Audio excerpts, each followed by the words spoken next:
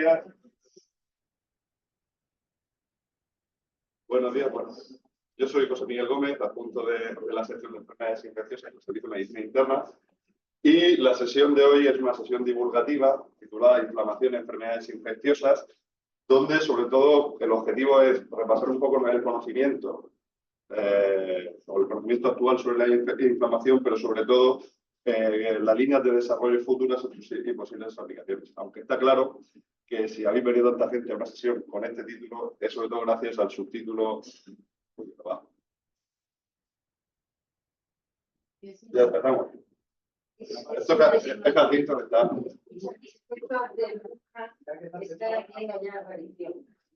Ahora, gracias al subtítulo, sé cómo trataremos a María Jesús y a Francisco cuando ingresen en un futuro todavía muy lejano. Muy bien.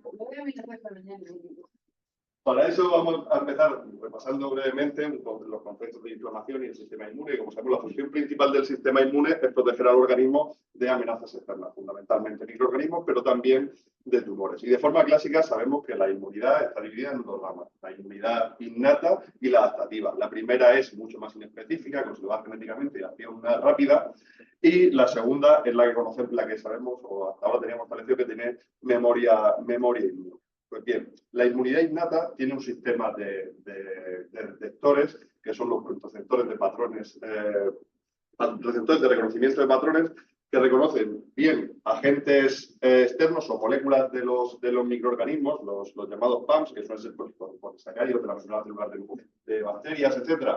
O bien los DAMs, que son los marcadores de daño tisular, y de esta manera ponen en marcha toda la cascada de la inflamación. Por un lado, con la liberación de citoquinas proinflamatorias y de quimioquinas, que lo que harán es atraer a otras células, a los neutrófilos, a los macrófagos y a las células del sistema inmune adaptativo al foco de la infección. El objetivo de esto, obviamente, es controlar y mantener controlada la infección para posteriormente eliminarla. Y la respuesta inmune adaptativa, que se basa fundamentalmente en la acción de los linfocitos T y los linfocitos B, es mucho más lenta, pero tiene capacidad de memoria. Por un lado, sabemos que los linfocitos T tendrán capacidad tanto efectora, capacidad citotóxica, como también tienen capacidad de regularse a sí mismos, regular así la respuesta inmune, o activar a los linfocitos B, que es lo que llevará a cabo la respuesta humoral con la producción de anticuerpos. Paralelo a todo esto, obviamente, está el sistema del inflamosoma, que es un complejo molecular que regula la piroptosis o la muerte celular programada. Ahora bien, ¿qué es la inflamación en sí? Más allá del concepto clásico de Celso, de calor, rubor, dolor y tumor, la inflamación en todo el sistema inmune es el mensajero. Es lo que conecta la inmunidad innata con la inmunidad adaptativa y aparte también tiene capacidad de autorregulación, teóricamente, en la que apaga el mecanismo inflamatorio una vez desencadena. Yo creo que con este repaso es más que suficiente. Para ahora ya empezar a hablar de qué sabemos hasta ahora de la inflamación y qué esperamos conocer o qué se está conociendo y qué aplicaciones va a tener. Pues bien, durante décadas, cuando estamos ante una infección, hemos dispuesto de una serie de biomarcadores, que los clásicos son los que vemos aquí, que nos han permitido saber si un paciente estaba inflamado en un contexto adecuado. Nos ha ayudado a saber si podía ser una enfermedad infecciosa y también monitorizar los tratamientos. Los dos más utilizados en la práctica clínica diaria en las últimas décadas son la proteína C reactiva y la procalcitonina. También tenemos los leucocitos, obviamente, que son los más antiguos, y otros como la velocidad de la ferritina. Y pongo ahí la interleuquina 6, pero casi están de las primeras que gracias a la pandemia de coronavirus empezamos a utilizar y que esto ya empieza a entroncar con lo que hablaremos más adelante. Pero bueno, en resumen, estos biomarcadores lo que nos permiten es definir un fenotipo inflamado. Sabemos que el paciente tiene una inflamación, en este caso, teóricamente desencadenado por una enfermedad infecciosa. Pero su utilidad en la clínica, que no es poca, también es limitada. A día de hoy sabemos que, por ejemplo, la procalcitonina es mucho más específica de enfermedades bacterianas que la PCR, que se eleva de forma mucho más precoz en este contexto, pero ojo que también puede estar elevada en grandes traumatismos, en grandes quemados o en otro tipo de infecciones no bacterianas. Y a su vez las dos también nos valen para monitorizar la respuesta a los tratamientos. Por ejemplo, en este modelo o en este caso de pacientes con endocarditis vemos que la procalcitonina baja antes y de forma mucho más sostenida que la PCR, que tiene un curso mucho más lento e irregular. A pesar de todo, pues los clínicos somos conscientes de las limitaciones de estos biomarcadores. De hecho, esto se ha constatado en estudios. Por ejemplo, este estudio relativamente reciente, publicado en New England, que a una serie de pacientes o pacientes que ingresan por una supuesta causa infecciosa la ponen en manos de dos grupos de médicos. Uno a los que solo le dan la procalcitonina inicial y después van a seguir su tratamiento antibiótico, van a ir el inicio y el fin del tratamiento antibiótico por factores clínicos, y otros a los que le dan un valor inicial de procalcitonina y luego diariamente valores también de procalcitonina para dirigir la duración del tratamiento antibiótico. Bueno, pues se ha visto que independientemente de la procalcitonina que queremos la vez, seguimos poniendo la misma cantidad de antibióticos y la misma duración de días. ¿De acuerdo? Sin embargo, el gran cambio de paradigma de los últimos años ha venido de la mano de la biología molecular. Esto ha sido como el paso del Windows 95 al ChatGPT, porque los desarrollos de las llamadas ciencias ómicas, de las que ahora hablaremos, nos han permitido disponer de una red o estudiar en la red inflamatoria de manera mucho más compleja y tener muchos más datos analizados, sobre todo por computación avanzada, que nos están dando información no ya de que un paciente esté inflamado, sino cómo se inflama o qué vías son las que no funcionan bien o sobre las que podemos actuar en estos pacientes. Y esto es lo que se va a centrar el resto de la sesión. Muy bien. El paradigma de la biología molecular nos decía que toda nuestra información genética está recogida en nuestro ADN, que nuestro ADN se transcribe al ARN mensajero y ARN no codificante, que hasta hace mucho se pensaba que no valía para nada, pero ya sabemos que también tiene papel en la regulación del propio sistema inmune. El ARN dará lugar a las proteínas, que son las efectoras de las funciones celulares, y esas funciones celulares darán lugar a una serie de metabolitos que también se pueden medir. Pues las denominadas ciencias ómicas son las que estudian cada uno de estos procesos. La genómica estudia, obviamente, el genoma y la transcriptómica, la transcripción del ARN, utilizan sobre todo la secuenciación genética y nos ha permitido saber, por un lado, qué genes están alterados en determinadas enfermedades y que gracias a eso se están consiguiendo describir los genes alterados en determinadas enfermedades genéticas o algunas que se pensan que no tenían base genética.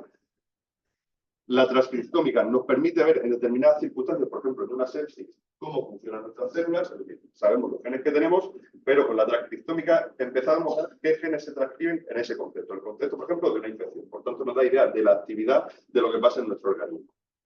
La proteómica, por su lado, ve qué proteínas se expresan por la transcripción de esos genes y nos está permitiendo elaborar o detectar nuevos biomarcadores de enfermedad, bien de infección o bien de inflamación. Y por último, la metabolómica, que mide esos metabolismos producto de las funciones celulares, nos permite dos cosas. Por un lado, valorar la respuesta a los tratamientos en función de cómo van evolucionando estos metabolitos, o bien hacer un diagnóstico precoz de determinadas enfermedades metabólicas.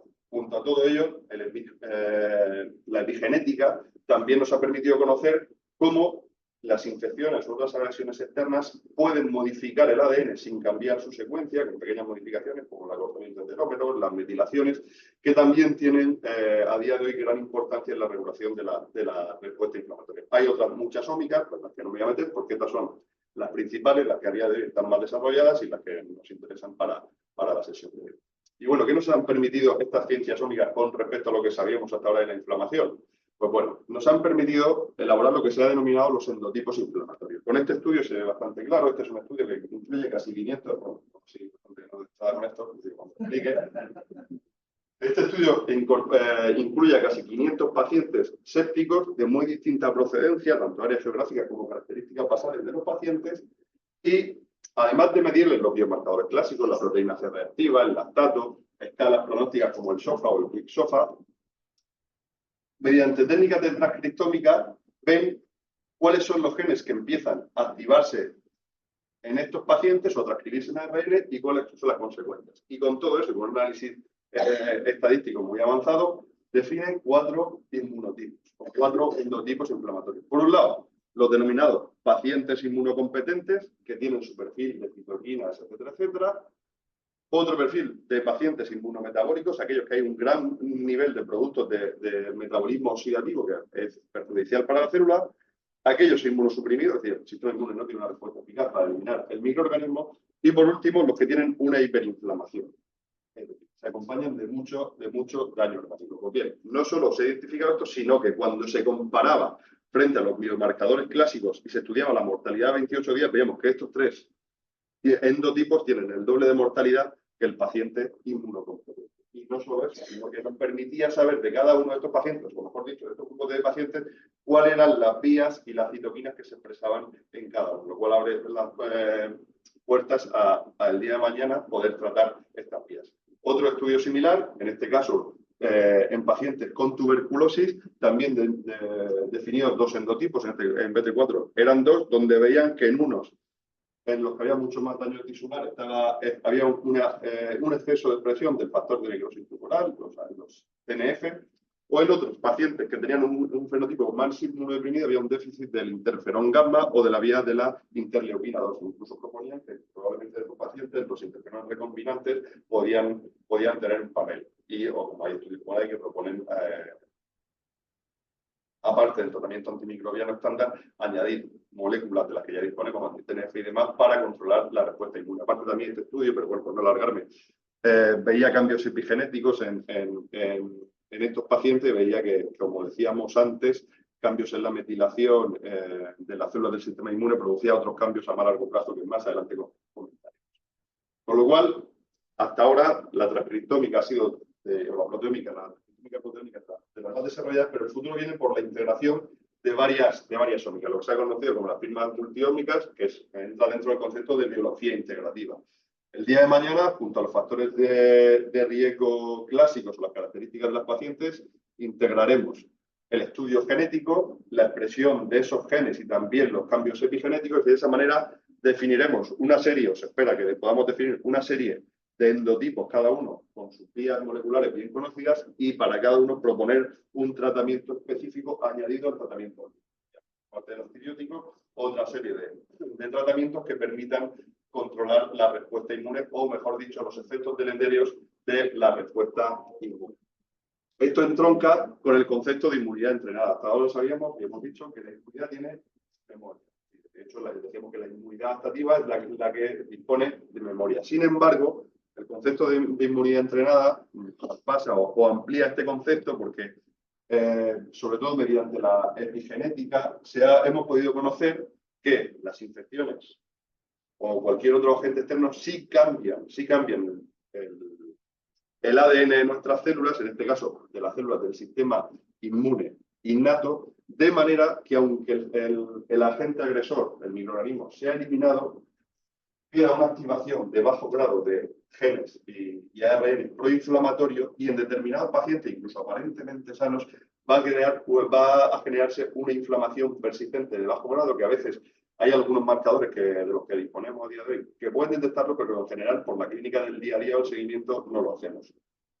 Esto lleva a explicar la determinada inflamación persistente que se asocia claramente a daño crónico, como veremos en determinados modelos que estamos casi. Hasta ahora pensábamos que eran los factores tradicionales, pues como la dieta, la obesidad, la inactividad física, la alteración del microbioma, lo que nos llevaba a esa inflamación de bajo grado, pero tenemos evidencia suficiente, gracias a la ciencia sómica, que la persistencia de activación de estos genes después de una agresión, incluso resuelta esa agresión, como puede ser una infección, llevan a mayor daño orgánico. Por ejemplo, está muy establecido en el mundo, en la infección por VIH, como esta inflamación de bajo grado, incluso cuando los pacientes están adecuadamente suprimidos con tratamiento, genera arteriosclerosis acelerada y lleva a mayor riesgo cardiovascular. Los pacientes de VIH prácticamente viven lo mismo que el resto de la población general, pero tienen mayor riesgo cardiovascular y se infartan antes, o alteración del sistema inmune que aumenta el riesgo de las neoplasias no definitorias de SIDA.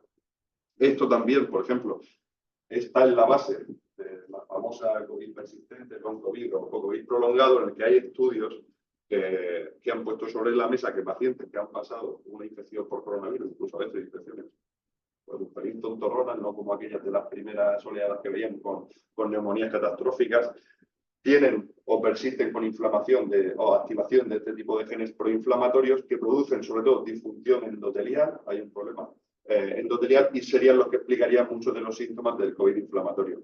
Y esta base está también no solo en los problemas de las enfermedades infecciosas, sino que parece sería la base de enfermedades neurodegenerativas, de la osteoporosis o determinadas enfermedades autoinmunes o de la esfera psiquiátrica. Pues muy bien, hasta ahora sabemos que estos avances en biología molecular nos han permitido conocer mejor el sustrato de todo esto, pero ¿podemos hacer algo? Pues bueno, también están abriendo el camino a nuevas terapias. Para eso quiero hablar muy brevemente, sin enrollarme mucho, de la fase de resolución de la inflamación. De ahora se pensaba, el pensamiento clásico se pensaba que la inflamación se apagaba sola. Extinguido el estímulo, pues poco a poco la producción de citoquinas proinflamatorias iba bajando y esto se iba apagando. Pero sabemos, sobre todo gracias a estas ciencias, que no, que la resolución de la inflamación también es un proceso genéticamente programado.